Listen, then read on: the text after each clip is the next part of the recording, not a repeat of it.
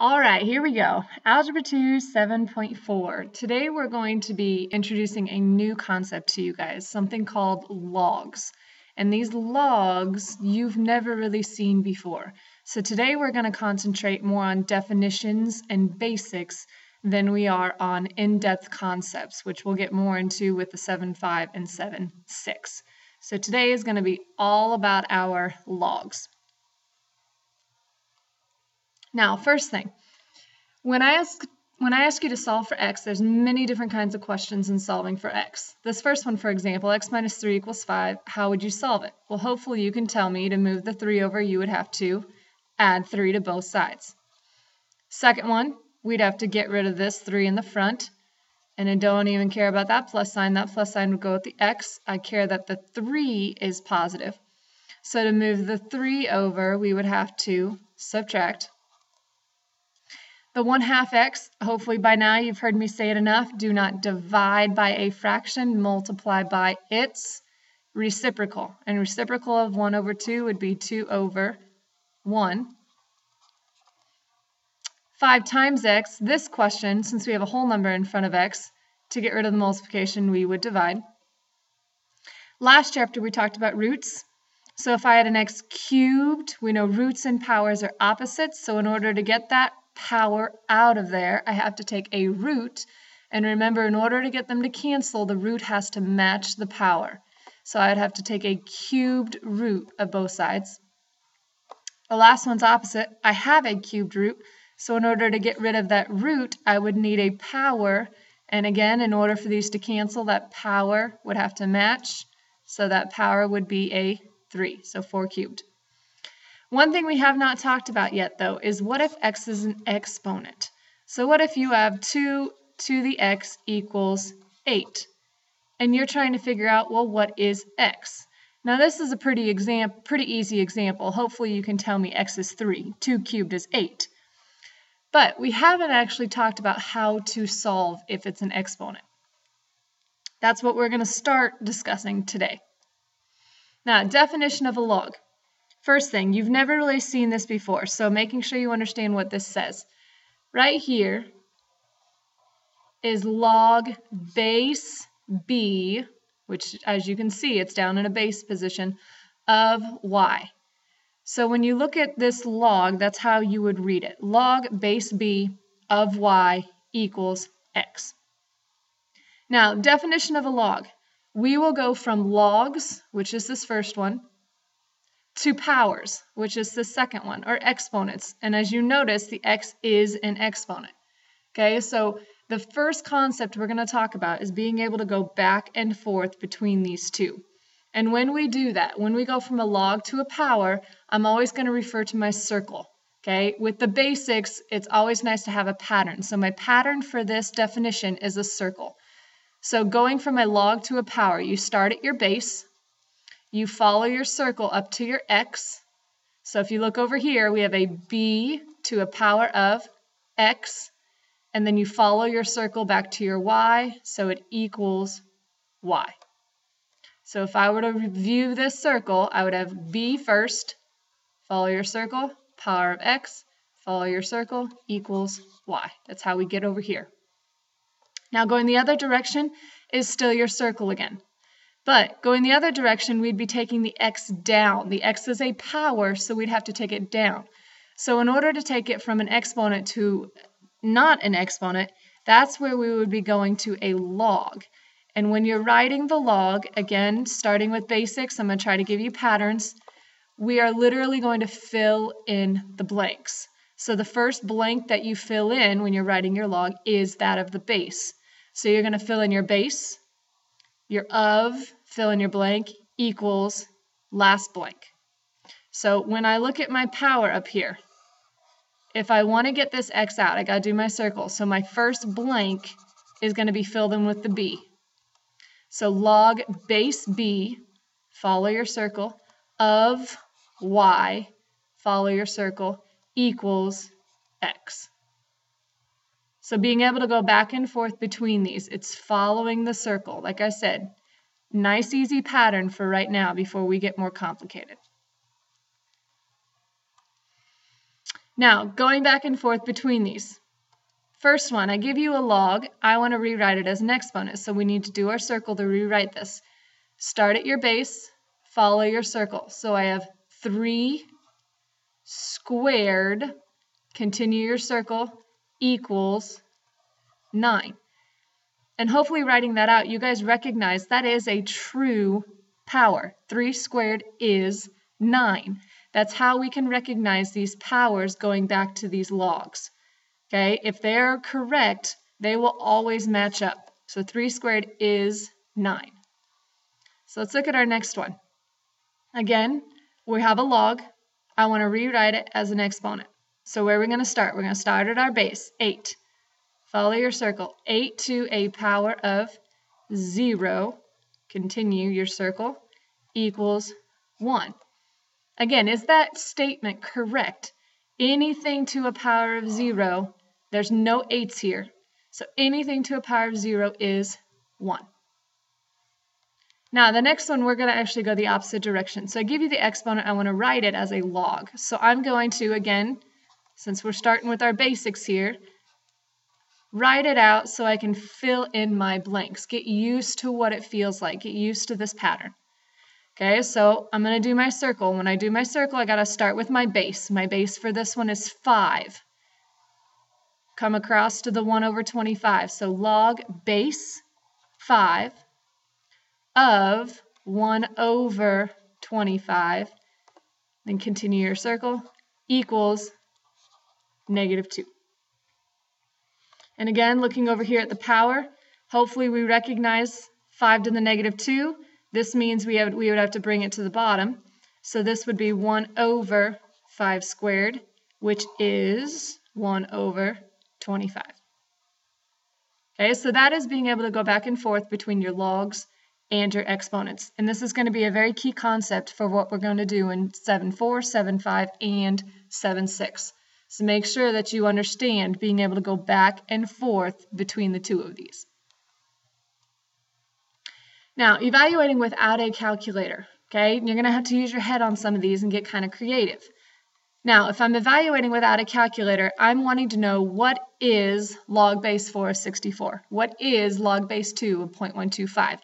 So that's just like asking yourself, what does this equal?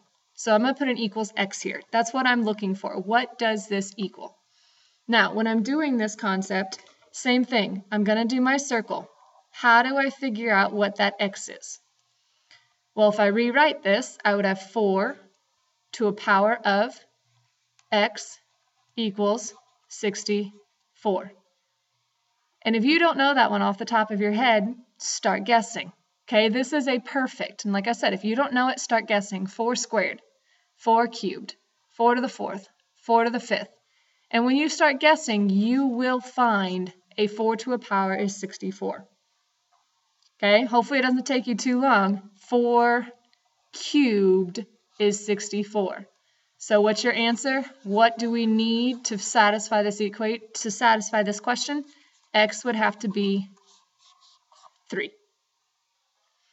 Now looking at the second one, getting a little bit more difficult. 2x 0.125. So how are we going to write this? 2 to a power of x equals 0.125.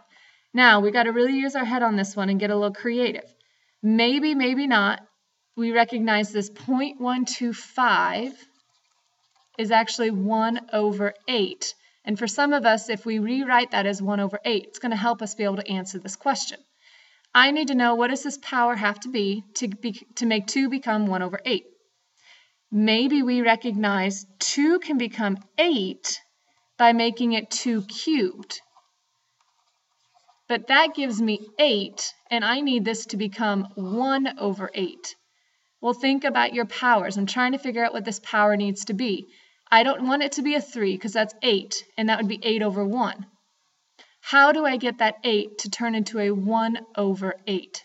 You need to take this power, and how would I take the 8 to the bottom, which is where it's at here? I need to take this power and do what with it? I need to make it negative, because if I have 1 over 2 cubed, that is 1 over 8. So in order to get that 8 where I need it, that x needs to be negative. That's going to take the 2 from the top and bring it down to the bottom where we need it to be for this 8. Let's look at our next one. 1/4 power of x is 256. So write it out with your circle. 1/4 power of x is 256. Now this one's kind of going in the opposite direction. Referencing this question a little bit differently, if I just asked you 4 to what power is 256? Okay, this is another perfect. Okay, so hopefully by now we recognize with our patterns and with our perfects that 256 is 4 to the 4th power. Okay, so that would satisfy the x for 256. But I have a 1/4, not a 4. Okay, so again, how does this 4 go down to the denominator? How does it go down to the bottom? So x is not 4. In order to get this 4 from the top down to the denominator, x needs to be -4. The last one here, we have 32 to a power of x equals 2. Okay, same concept. What does this need to be? Going back to these powers and these roots that we talked about last chapter, and we talked about all chapter long, and some of us got the hang of it, some of us didn't, but going back to these powers and roots, right here, maybe, how does 32 become 2? We recognize there's a root of 32 that equals 2. Okay, and if you don't have that sheet out yet of your perfects that tells you all those roots and powers, hopefully you're getting it out. There is a root of 32 that equals 2. What root of 32 equals 2? Well, there's no square root of 32. There's no cube root of 32. Is there a 4th root of 32? Is there a 5th root of 32? Well, maybe by now you're with me and you know that the 5th root of 32 equals 2. So the question now is, how do I make this 5th root of 32 x? Go back to last chapter. How do we make that 5th root of 32 an x? We have a power that has to be a fraction.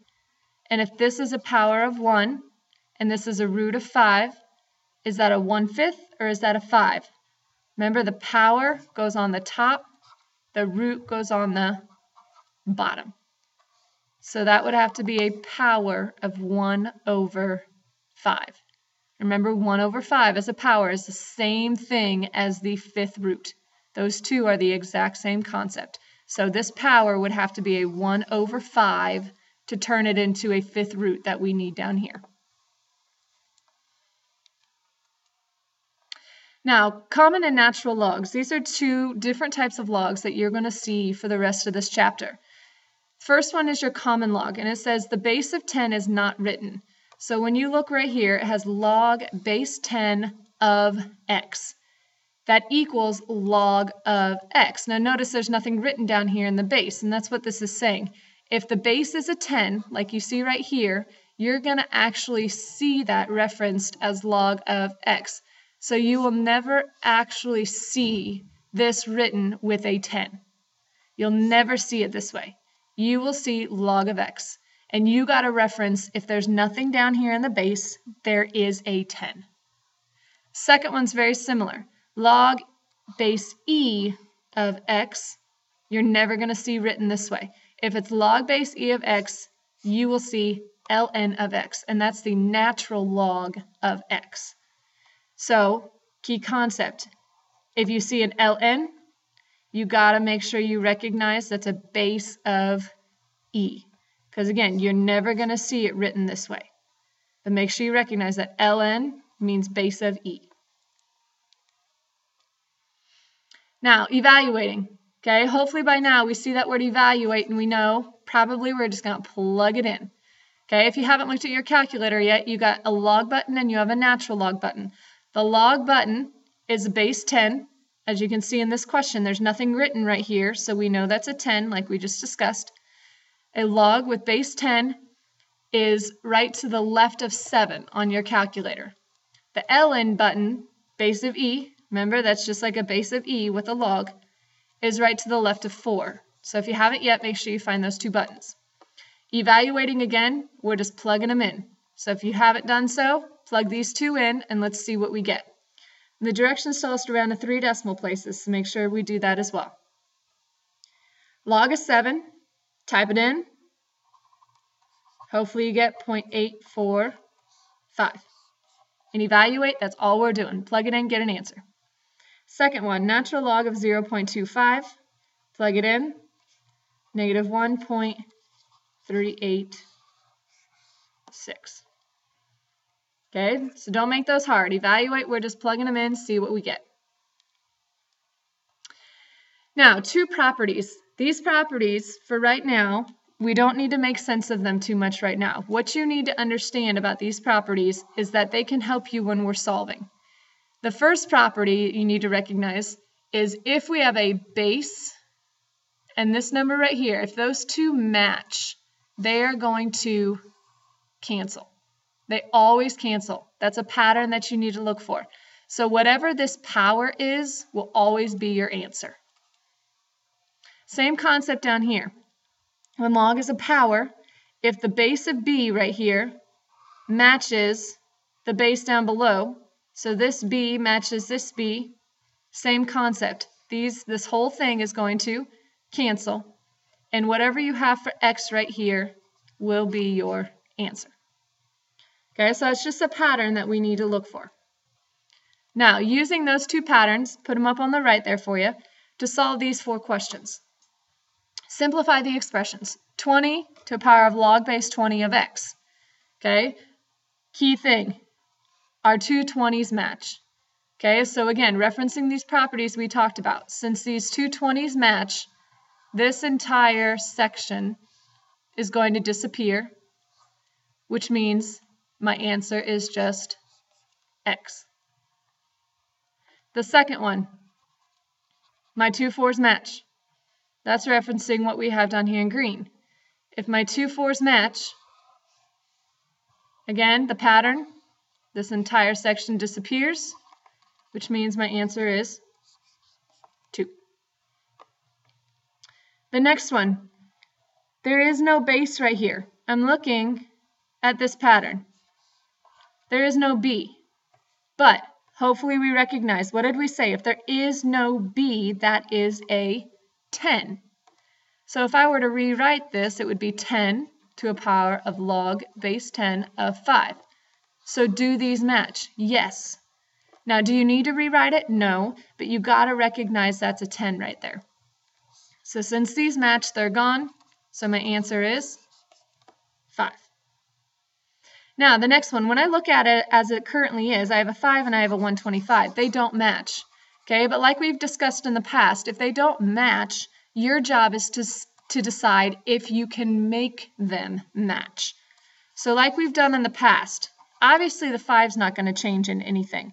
But can we make these match by changing that 125? Well, in order to make a match, I'm going to need a 5. So what can I do to this 125 to turn it into a 5 that is the same as 125, that has the same evaluation as 125? 5 to what power? 5 squared is 25. 5 cubed is 125. So we have to take this 125, and in order to make these the same, we got to change it into 5 cubed. Now that they're the same idea, this is going to cancel, leaving me with an answer of 3x. Now, the last concept is taking what we've talked about today and applying the inverses that we talked about last chapter. Okay, so your steps are the same as last chapter. First step for an inverse, anytime you see inverse, we take our x's and our y's and we switch them. Okay, now in order to solve, we solved for y last chapter. It was pretty easy, but this chapter, this section is going to make it a little bit harder because in order to solve for y, we're going to have to turn these logs into exponents, and we're going to have to do the properties that we've talked about. The inverses is the same concept. Switch that x and y and solve for y. So first example, switch my x and y, rewrite it so we can solve. So find the inverse.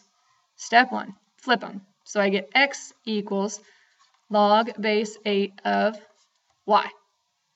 Now, whole job, solve for y. Well, hopefully you recognized from the beginning, we're going to have to take this in order to solve for y, we're going to have to do that circle that we talked about. Okay, but before you start doing your circle, recognize when we did our circle before, the log and the base was on the left, and we did our circle going from left to right and back to left.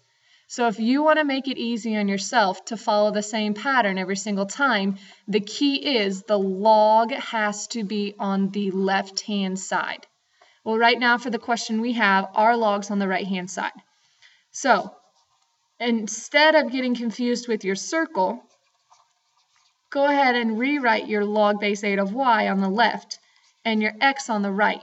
That way your circle is going to stay continuous. You're always going to go in the same direction, so you don't have to confuse yourself as to what direction you're going. Okay, so all I did was flip-flop this so my log was on the left. Now let's do my circle so I can rewrite this as a power and get y by itself. So to rewrite, I start at 8. 8 to a power of x. Then remember, you come back across, equals y. So to get rid of that log, we have to do our circle, turn it into a power. Well, we're done. We got y equals. Now, does it matter if you write it that way or if you flip it around and put y equals 8 to the x? Nope. Key concept, you got y by itself. So y equals 8 to a power of x. Now, the next one. First thing, I changed this a little bit from the notes that you have, so add this plus 2 out here for me. Okay, y equals natural log of x minus 10 plus 2. I added that on. Now, we need to switch x and y. That is still our first step. So, switching x and y, we have x equals natural log of y minus 10 plus 2. Before I can do my circle, okay, the circle is what's going to get rid of this ln and allow me to get into here with the y minus 10. But before I can do my circle, I have to get rid of this 2. I have to isolate. Okay, so that's a key concept. Before you can do your circle, you have to isolate. So how do I get rid of this plus 2? I need to subtract it. So I get x minus 2 equals natural log of y minus 10. Now, the natural log is isolated. It's all by itself, so I can do my circle. And doing my circle will get rid of the ln and allow me to solve for y. But again, when I do my circle, I do it with the base and the log on the left. Right now, the ln's on the right. So again, to make it easier, keep the pattern the same. Let's switch everything around.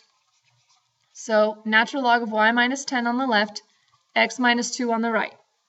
Okay, again, that way it's going to allow us to do our circle, make sure we don't make any mistakes. Now, when I do my circle, notice there's no base down here. Okay, but what was the definition of that natural log? What was the base on a natural log? Anytime you see ln, you got to remember that base is an e. So I'm going e across to the x minus 2. So e to a power of x minus 2 equals, come back across, y minus 10. Then last step, what do I need to do to solve? I need to add 10 to both sides. So y equals e to a power of x minus 2 plus 10.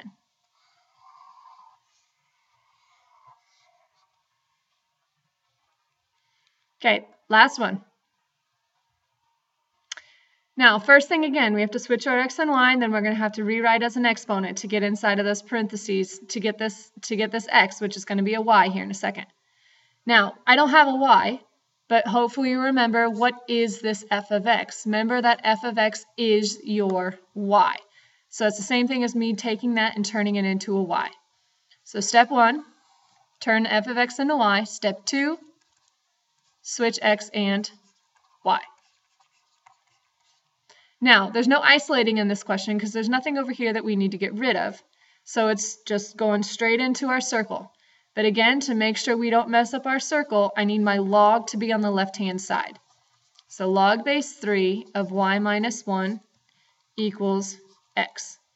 Okay? Now, to solve for y, to get into these parentheses, I have to do my circle. So 3 power of x, come back across, equals y minus 1. And again, the whole concept, to get out of the log and into a power so we can solve for whatever's inside of here. Now, last step to solve for y, we need to add 1, so we get y equals 3 to a power of x plus 1. Now, a little reference from last chapter. I'm going to take this and write it back as a function. Since we started the question off with an f of x up here, I'm going to end it with an f of x instead of with a y. Now my question is, how do I take the f of x and how do I make this into something to where you know it's inverse? Do you remember? I have to add something onto it. F of x is the original. I need to add something onto this to tell us that it's the inverse. We have f of x to the negative 1. And remember, the only thing this negative 1 does is tells us this equation, this 3 to a power of x plus 1, is the inverse equation. Okay, so that's our notation for inverse. F of x to the negative 1 equals, so the inverse equals 3 to a power of x plus 1.